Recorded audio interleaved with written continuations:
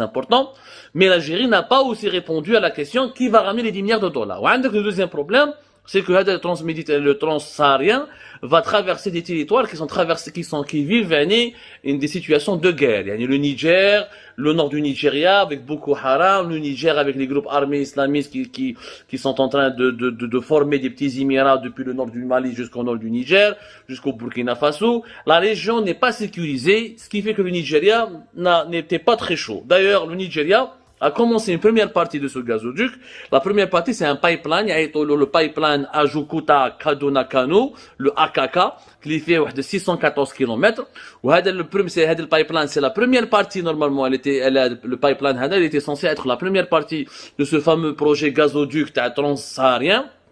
Il n'a pas été fait pour la simple raison parce que au début il fallait faire cette ligne pour ensuite aller vers le nord du Niger. Le nord du Niger, ils vont rajouter à l'AKK un autre pipeline.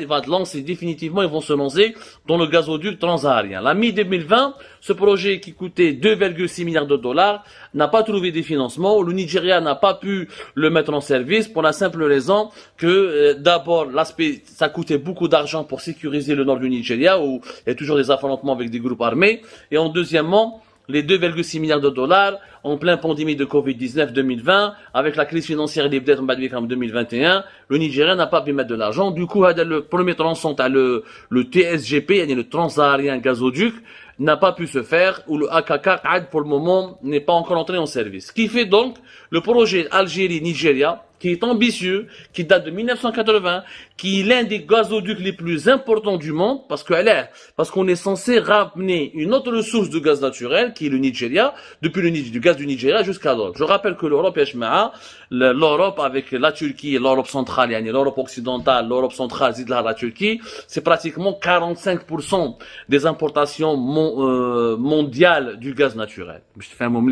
Depuis 2011, ça représente plus de 17% de toute la consommation mondiale du gaz. On estime que c'est presque entre 550 milliards de mètres cubes jusqu'à 600 milliards de mètres cubes. Donc la consommation européenne, elle est importante. Vous imaginez celui qui va réussir à offrir plus de gaz à l'Europe, c'est celui qui va gagner de l'argent, mais c'est celui qui va avoir un atout avec une influence majeure sur ensuite les prises de décision politiques, parce que l'accès au gaz, ce n'est pas seulement l'accès au chauffage ou à la cuisson, c'est aussi l'accès à une énergie fossile importante pour l'industrie, pour le fonctionnement de l'économie, pour le fonctionnement des transports. Le gaz aura une importance majeure, encore beaucoup plus que le pétrole dans le siècle à venir, parce que le gaz, on peut l'utiliser dans un cadre des énergies renouvelables. Il est beaucoup moins polluant que le pétrole, et l'Europe a énormément besoin de gaz pour ses besoins industriels et domestiques. Donc, le coup famille, il y a le gazoduc, l'Imendash. Le Nigeria qui chef l'Algérie n'a rien fait ni pour politiquement s'impliquer dans le Sahel et améliorer le niveau de sécurité du tracé par lequel devait passer le transsaharien gazoduc, ni elle n'a rien fait pour ramener ou trouver les 10 milliards de dollars nécessaires pour le projet du gazoduc transsaharien. Le Nigeria depuis 2016 et s'est rapproché du Maroc. Le Maroc, il a profité de la faiblesse de l'Algérie. Il a proposé au Nigeria depuis 2016 un autre projet. Le projet le Nigeria Marocco Gas Pipeline, qui est un projet encore plus gigantesque et plus ambitieux que le transméditerranéen, qui fait le double, pour ne pas dire le triple du gazoduc transsaharien. Le gazoduc Marocco Gas Pipeline, il douze par 11 pays, mais il traverse pas le nord du Nigeria, il traverse pas le Sahel. Là où il y a les problèmes de sécurité, il traverse la côte atlantique. Il traverse tous les pays qui ont une côte vers l'océan Atlantique, là jusqu'au Maroc.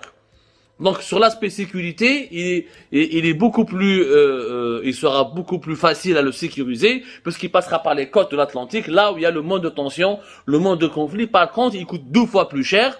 Si le gazoduc transsaharien coûte 10 milliards de dollars, le Nigeria Marocco gazoduc pipeline, ou là le Nigeria Marocco gas pipeline va coûter entre 25 jusqu'à 30 milliards de dollars. C'est un argent fou, c'est un projet qui a été plusieurs experts disent que c'est irréalisable, plusieurs experts disent qu'il est lent, qu'il ما يقدرش, c'est irréalisable. Et là, le transméditerranéen de 4000 km, comment tu vas faire, yani, faire traverser au moins l'un des premiers tronçons, c'est 30 000 km pratiquement pour arriver du Nigeria, des côtes atlantiques du Bénin jusqu'au Bénin, Nigeria, le Ghana, le Maroc. C'est un tracé très compliqué.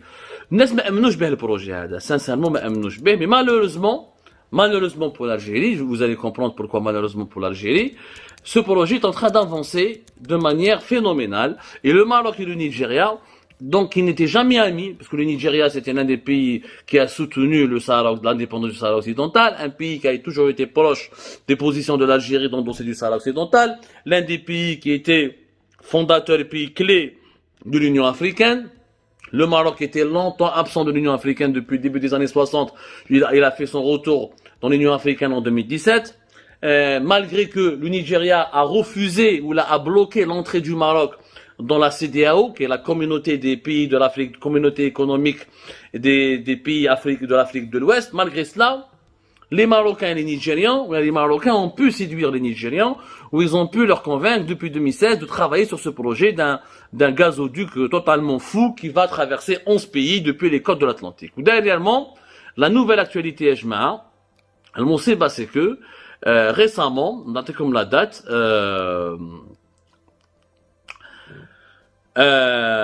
le ministre, c'était au Togo, j'imagine, il y a une semaine de cela, il y a des nouvelles déclarations de la part des autorités nigériennes.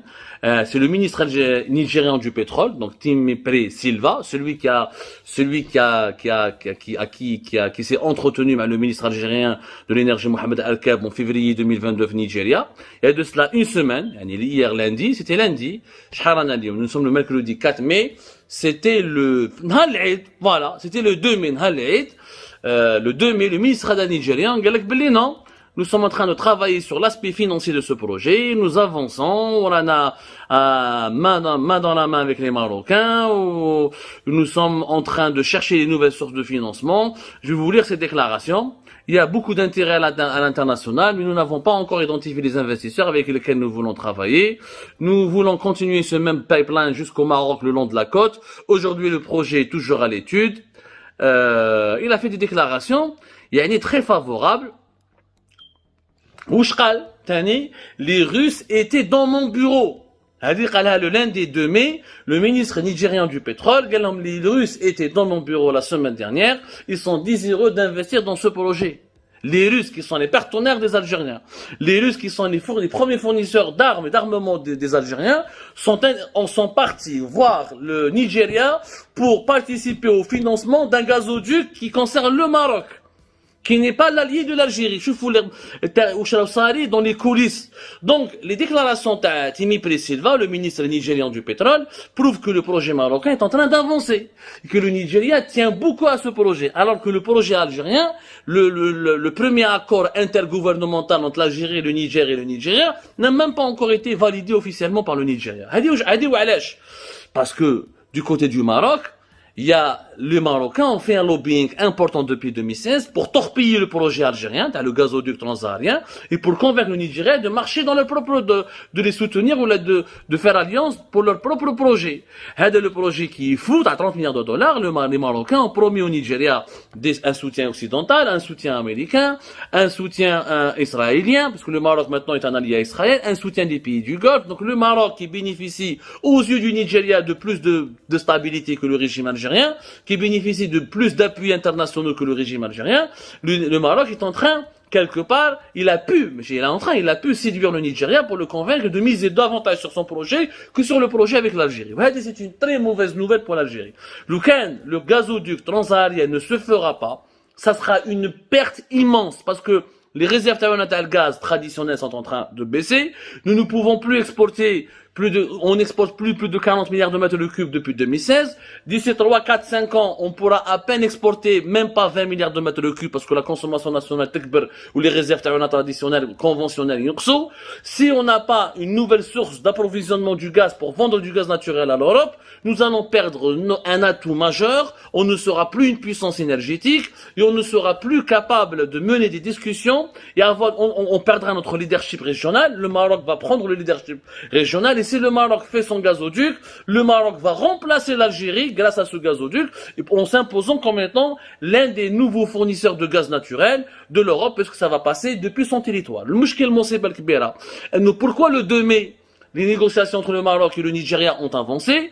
Parce que le Hmir Tawana, les dirigeants Tawana, qui relèvent le gazoduc Maghreb-Europe, en octobre 2021, les Espagnols et les Marocains, comme dans une précédente émission, en mars, février, entre décembre et février, entre décembre 2021 et février, mars 2022, ils ont travaillé sur un accord, ils ont élaboré un accord, un projet qui permet de récupérer le gazoduc Maghreb-Europe pour l'utiliser en flux inversé pour prendre du gaz naturel liquéfié du GNL depuis les États-Unis, le transformer en un gaz naturel et le réexpédier depuis l'Espagne vers le Maroc. Donc le gazoduc Maghreb-Europe n'est pas mort parce que l'Algérie s'est retirée, il est toujours fonctionnel. Quand les Nigérians, ils ont vu que les Marocains, les Espagnols, ils ont trouvé un bel accord pour conserver en vie, conserver le gazoduc Maghreb-Europe dans une situation pour le maintenir comme étant une infrastructure opérationnelle, les Marocains, ou les Nigérians. Alors, ما تخافوش, احنا نجيب لكم les investissements, وعندنا un gazoduc. Le gazoduc, les delta l'Algérie, le Maroc et l'Espagne, le Maroc n'était qu'un point de passage. Dans les années 90, le gazoduc Maghreb-Europe, qui a coûté l'équivalent de 3 milliards d'euros, et qui a été fait durant le début des années 90, et qui a été inauguré à partir de 1996, et qui a commencé à travailler de manière maximale à partir de 1998. À l'époque, on était en guerre contre le Maroc, pratiquement. Les frontières étaient fermées à partir de 1994. Malgré, à l'époque, à l'époque, malgré les tensions politiques qu'il y avait entre le Maroc et l'Algérie, mais le gazoduc Maghreb-Europe, il a pu se faire. Aujourd'hui, les Marocains, qui étaient un simple point de passage à l'époque, ils disent le gazoduc ou le taham. Parce qu'ils ont récupéré le tronçon, ou les Espagnols, pour le réutiliser binettrum. Et l'Algérie, ou l'être hors jeu. Donc le Nigeria, là où il chauffe le Maroc, a son propre gazoduc. Tellement on a fermé les Algériens, tellement nous n'avons pas réfléchi avec notre génie, notre cerveau, on leur a donné gratuitement un gazoduc qui coûte 3 milliards de dollars. Les Marocains et les Espagnols, ils l'ont retransformé. Ils l'ont réadapté techniquement pour le gaz qui vient de l'Espagne, le Maroc. Et donc, avec le Nigeria, ils sont en train de convaincre le Nigeria de le gazoduc au niveau des côtes atlantiques jusqu'au Maroc. Même le gaz du Nigeria qui va traverser 11 pays, grâce au projet le Nigeria-Morocco Gas Pipeline, le gaz du Nigeria va passer par le gazoduc Maghreb-Europe pour partir jusqu'à l'Espagne. Le gazoduc Maghreb-Europe, il est plus adapté,